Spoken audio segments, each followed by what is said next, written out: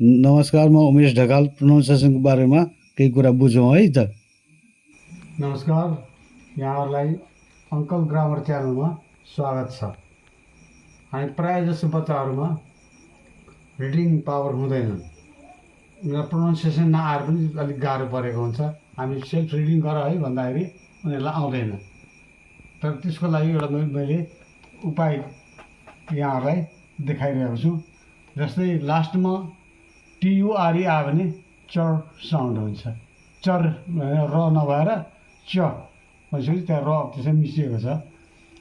जस्तै nature, future, mixture, feature, picture, fracture, structure, miniature, expenditure, adventure, moisture, lecture, furniture, manufacture, puncture, gesture, torture, texture, departure, capture, nurture, vulture, denture, rupture, legislature, sculpture, venture,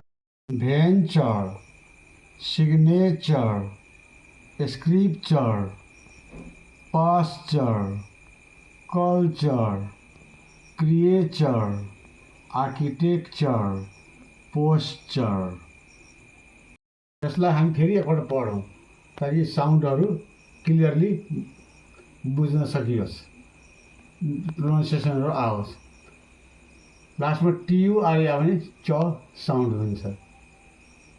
जस्तै nature, future, mixture, feature, picture, fracture, structure, miniature, expenditure, adventure, moisture, lecture, furniture, manufacture, puncture, gesture, torture, texture, departure, capture, nurture, vulture, denture, rupture, legislature, sculpture, venture, signature, scripture, pasture,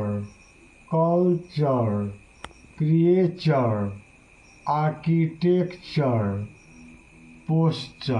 आशा छ यहाँहरूले यो सुनेर हेरेर साउन्डहरू हजुरहरूले दिन सक्नुहुनेछ भन्ने मलाई विश्वास छ।